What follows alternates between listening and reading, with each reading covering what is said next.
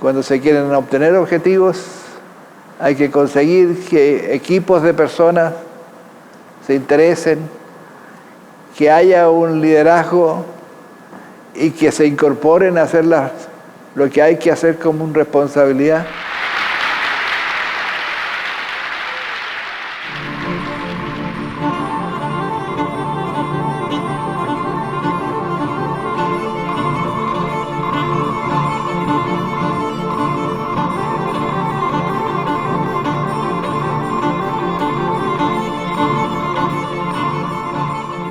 Médico, nutricionista, candidato a presidente, cercano de Allende y Pinochet, disléxico y genio. Una mente que descubrió un problema y lo intentó resolver. Una mente que acabó con la desnutrición infantil sin tener un compromiso social demasiado fuerte. Una mente políticamente correcta que aprendió desde temprana edad que la mentira era una herramienta útil para salir adelante. Fernando Monkeberg, 84 años. Una mente brillante.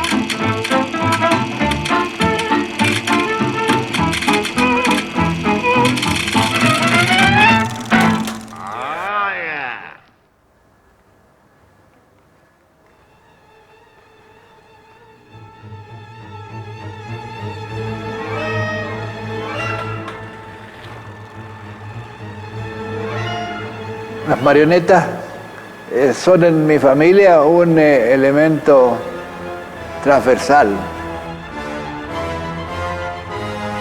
Las marionetas que manejamos nosotros ahora fueron las que manejó mi padre, fueron las mismas que manejó mi abuelo y tal vez mi bisabuelo.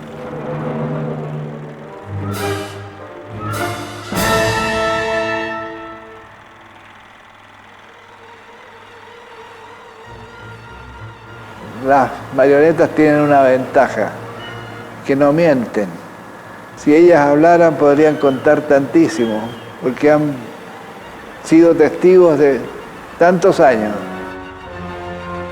Pero los que hablan no son las marionetas, sino los que las mueven. Es una oportunidad para el que maneja las marionetas decir lo que pareciera que fuera la realidad para él. Aprendí cómo manejar otras personas, cómo inducir que otros tomaran determinada posición o determinada decisión sin decírselo.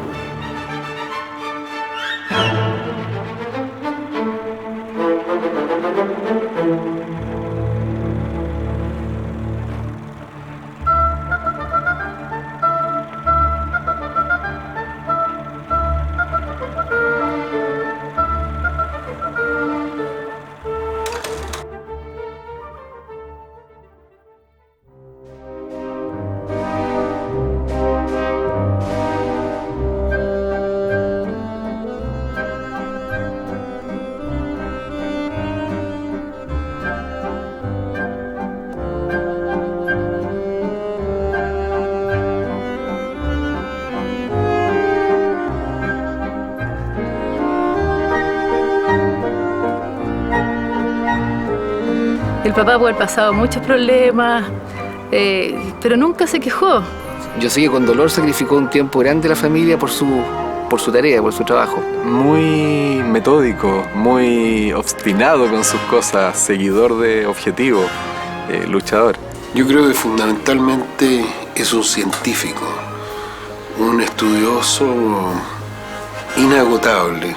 Y ha sido muy emblemático como líder. Creo que aglutinó un grupo de trabajo en torno a una temática. Monkeberg es una persona que sintetiza todas las virtudes que debe tener un científico que investiga al servicio de los objetivos sociales trascendentes de una comunidad.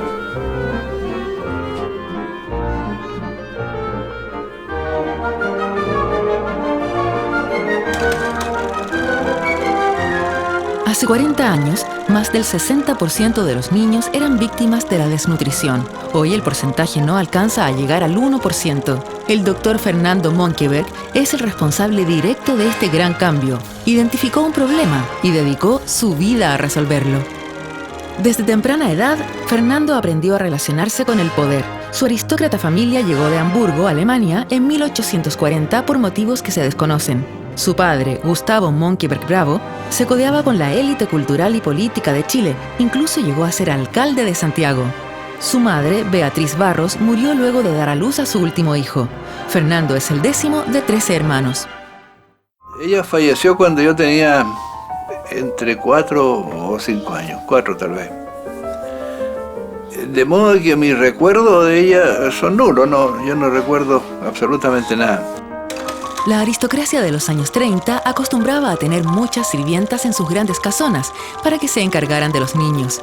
La relación padre-hijo prácticamente no existía. Casi cada niño tenía su propia empleada, la mamá. Y yo recuerdo perfectamente a mi mamá. Fernando quedó separado de su padre y sus hermanos al ingresar a un internado. Pocas veces recibió sus visitas. Mentir se transformó en una solución ideal para él. Desde pequeño sufre un trastorno que lo acompaña hasta el día de hoy. Su colegio de primaria, Los Padres Franceses, fue testigo de sus primeros engaños. Frente a lo que otros alumnos les era muy fácil, para mí, en cambio, era absolutamente imposible entenderlo. Como por ejemplo, aprender a leer, a distinguir las letras.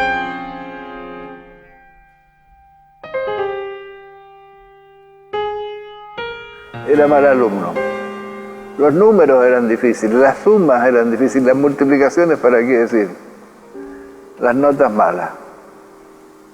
Después, claro, y lo he contestado hasta ahora, es que tenía y tengo una dislexia. Y entonces comencé a ver que para que pudiera salir adelante, de alguna forma tenía que estar engañando. Aprendí que había que engañar. A esta edad, debo ser franco. ¿Y cómo lo engañaba? Engañaba simplemente aprendiéndome de memoria el silabario mate. Y lo podía repetir de la punta, de la primera página hasta la última. Y siempre parecía que lo estaba leyendo.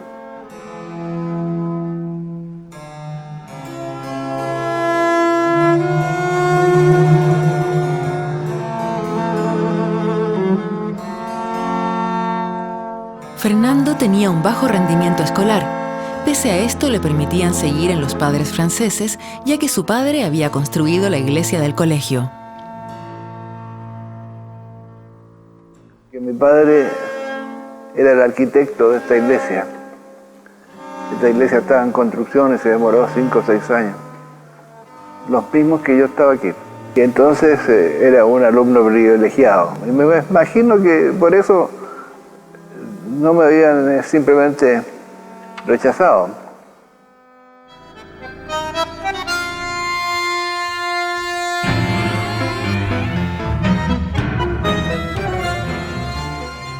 Es cierto, la soledad creo que fue mi cuna en los primeros años de vida. Uno aprende a adaptarse a la soledad. Un día unos compañeros pusieron un petardo bajo el asiento del profesor. Cuando explotó en medio de la clase, el sacerdote indignado exigió al responsable. Los culpables acusaron a Fernando, y esto significó la expulsión del colegio. Su padre, molesto y con poca fe en las capacidades académicas de su hijo, lo internó en el Patrocinio San José. En este internado, que los alumnos llamaban el Presidio San Pepe, las clases comenzaban el 1 de enero y terminaban el 30 de diciembre. Al estar distanciado de su familia, la única manera que tenía Fernando para salir del encierro era el ser monaguillo, ya que el sacerdote debía salir a dar la misa en algunas casas de la aristocracia. En una de estas salidas conoce a Teresa Aránguiz, una mujer soltera de 70 años que establece una relación muy cercana con Fernando, a quien ve como un nieto.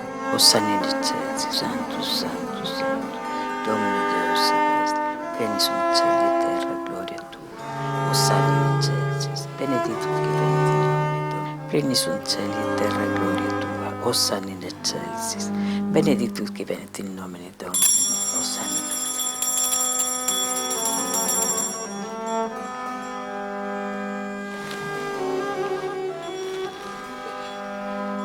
¿Cómo está, Padre Ignacio? Muy bien, ¿y usted, señora Teresa? Bien.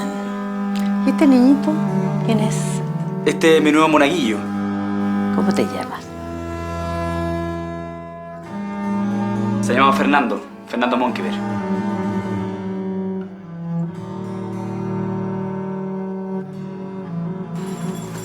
El cuerpo de Cristo. Amén. Sin duda que toda la educación que yo recibí fue una educación católica y proveniente de una familia católica.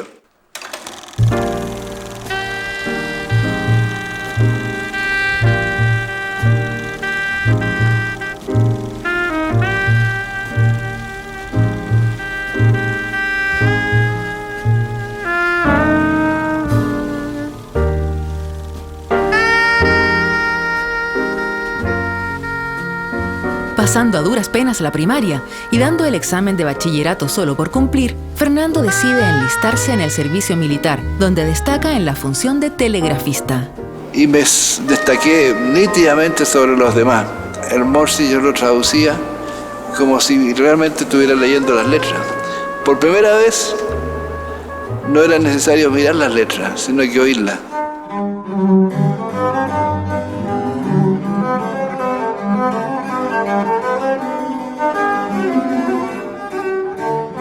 Al terminar el servicio militar, Fernando visita a su amiga Teresa para contarle que iba a ser telegrafista. Teresa, sorprendida, le pregunta si prefiere entrar a la universidad. Fernando, por responder algo, le dice que sí, que le gustaría entrar a medicina. Teresa hace llamar a Carlos Casanueva, rector de la Universidad Católica, y le exige que Fernando, un joven de pésimas notas en el colegio, entre a su universidad. El sacerdote, a regañadientes, acepta solo por el hecho de que la gran fortuna de Teresa Aránguiz sería donada a la universidad. Pásale a Monseñor un pastelito.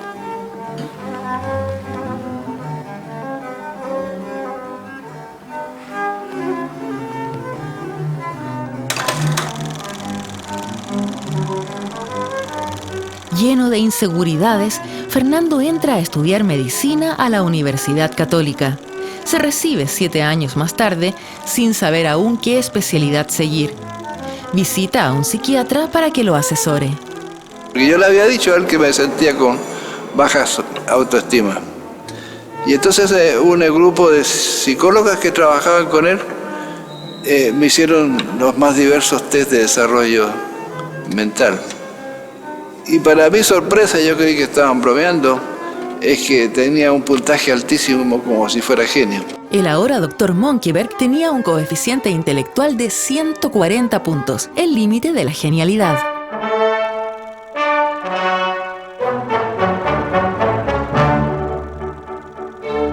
El 30 de diciembre de 1951, Fernando Monkeberg se casa con Angélica Vergara. Una lujosa boda corona el noviazgo de 8 años. De ahí en adelante, Angélica será su gran apoyo.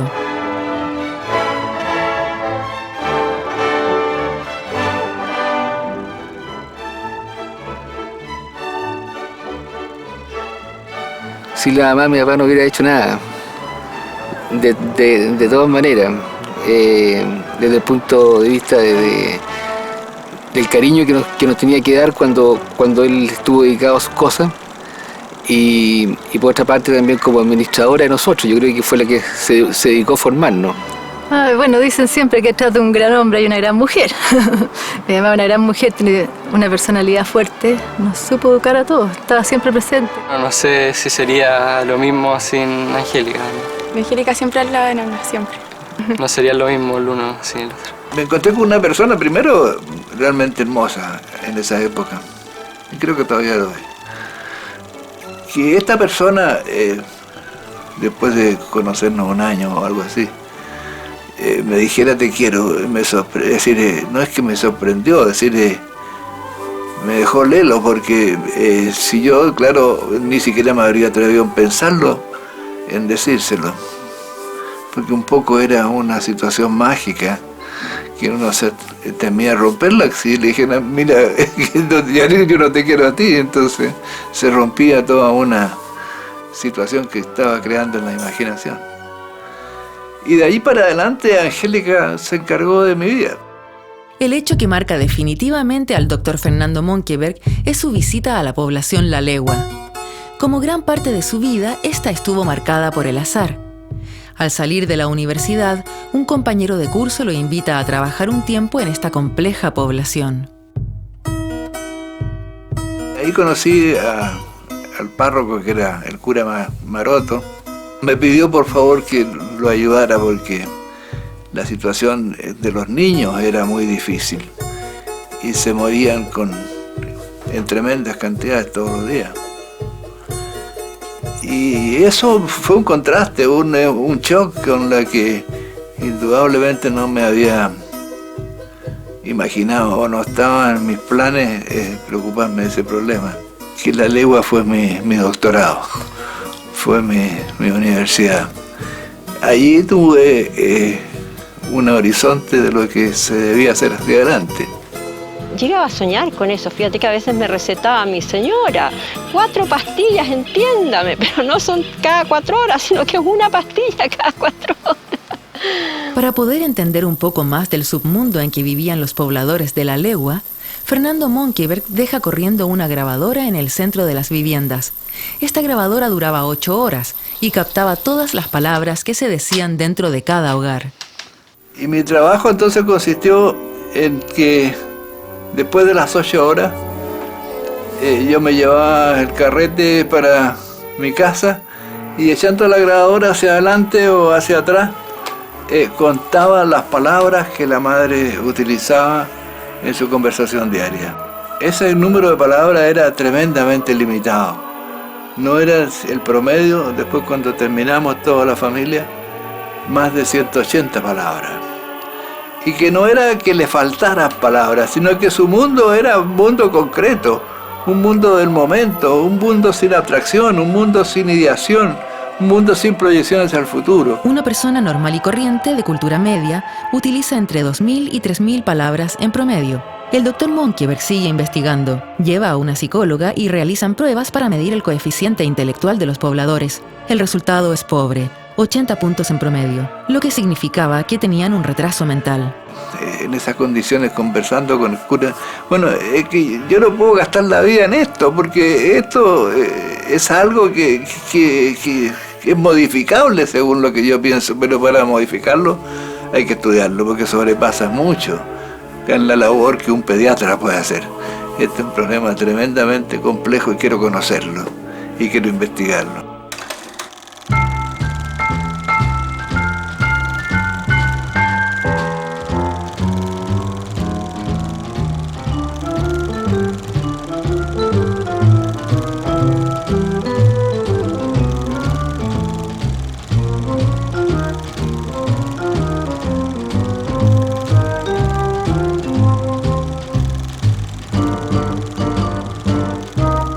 Producto de toda la investigación que estaba realizando, el Dr. Monkeberg recibe la beca Guggenheim y decide estudiar bioquímica en Harvard. Se va junto a su familia.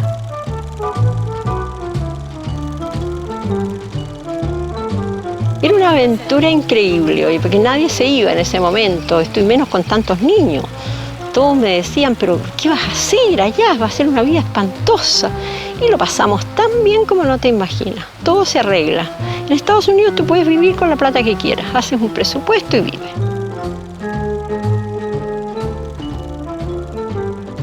escogí ir a trabajar a un especialista que a mí me llamaba mucho la atención por sus publicaciones en inmunología, que era el profesor David Gitlin.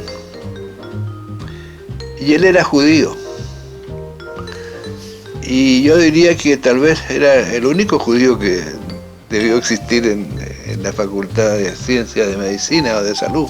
Y entonces en torno a él había una cierta discriminación. Y como yo tenía un apellido que bien pudiese estimarse de que era también judío, y yo había elegido ir a trabajar con él, un poco yo viví la discriminación que a él se le hacía. Luego de años de estudio, el Dr. Monkeberg logra concluir que la desnutrición en los primeros 6 años de vida afecta directamente a los procesos cognitivos del ser humano, o sea, a su inteligencia. Al descubrir esto y ver que se puede combatir, vuelve a Chile. De regreso al país, mientras trabaja en la Universidad de Chile, Monkeberg se da cuenta que necesita de apoyo gubernamental para establecer políticas de salud de gran alcance. Yo creo que la solución de la desnutrición tuvo múltiples vías, pero sin duda la vía del Dr. Monkeberg, que fue a través de todo su equipo, en crear conciencia a nivel de la clase política de la importancia de darse por la solución de la desnutrición.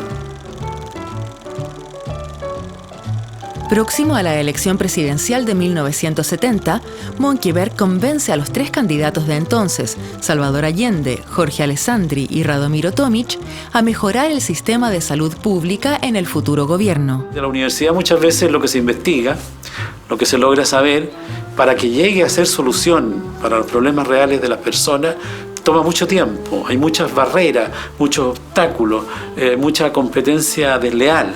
Y esto Monkeberg lo lograba saltar, digamos, a codazos y a gritos y a convicción y a sonrisa, a astucia y habilidad y a seducción. Toda la mezcla, digamos, de las habilidades de una persona para lograr llevar un problema para el cual se sabía que tenía una solución al efecto en la población, en este caso en los niños. En este acto se firma el decreto promulgatorio. En tiempos de la Unidad Popular, Monkeberg participa activamente en políticas para mejorar la salud pública. La campaña del medio litro de leche para cada niño es impulsada por él. Sin embargo, su esposa Angélica quiere salir del país. El no tajante de su marido cambió sus planes. Tuve que quedarnos nomás, pues. No, mira, en ese momento teníamos una plata ahorrada para irnos. Y ahí compramos estas parcelas, 30 hectáreas para allá compramos, que era donde teníamos gallinas y cerdos con la Eugenia Costabal, en una porquería de plata, y con ese el resto de la plata que teníamos economizado, ella y yo también, porque no era solo yo, bueno, echamos a andar el negocio. Un día me dijo, mira, por esta vía de que tú comienzas a dedicarte a los desnutridos no vamos a llegar a ninguna parte, porque evidentemente que los desnutridos no pagan. Así que de aquí en adelante, de la responsabilidad de ser proveedora, de ser tu proveedor, voy a ser yo la proveedora. Así que se encargó del lío. La leche que se repartía en los consultorios era una leche en polvo que la población le atribuía virtudes o defectos más bien perversos sobre la alimentación, y consideraban de que la leche que se repartía en bolsas de plástico sin ninguna adorno era leche de mala calidad. Por lo tanto no la usaban o la despreciaban o la vendían. Entonces él tuvo la idea genial de trabajar con un grupo de marketing de la Universidad de Chile, su universidad de toda la vida, y con ellos buscar una fórmula para que esta leche tuviese una imagen de mercado, y crearon la leche purita. Y con esta leche purita lograron hacer entender a la población, a las madres que la recibían, que estaban recibiendo un valor que tenía un precio en el mercado.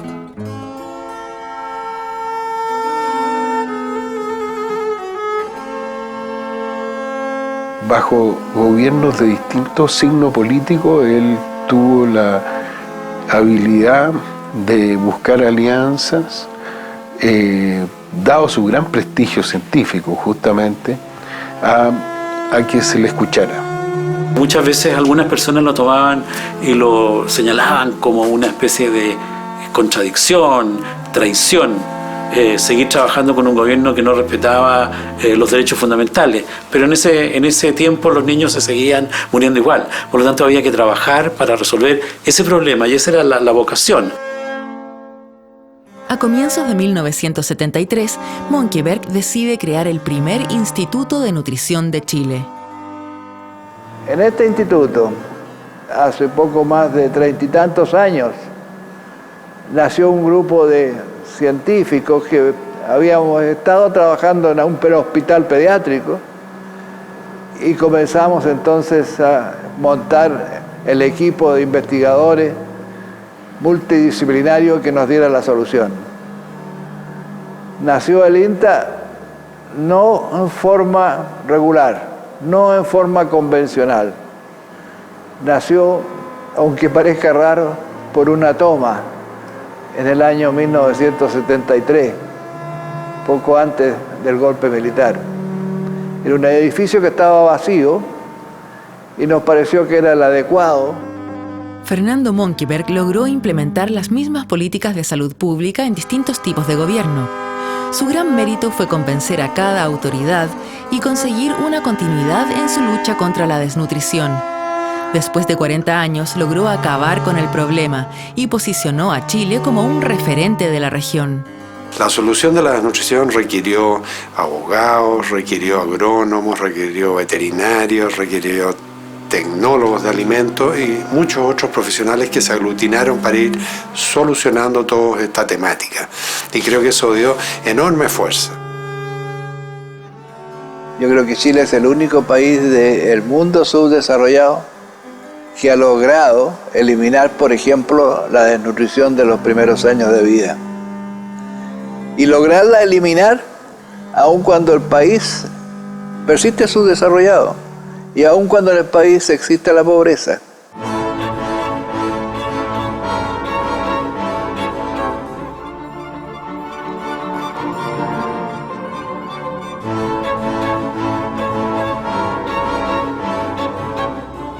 Fernando Monkeberg descubrió que la desnutrición infantil generaba daños irreparables en el cerebro de las personas. Estudió, investigó y acabó con este problema en Chile.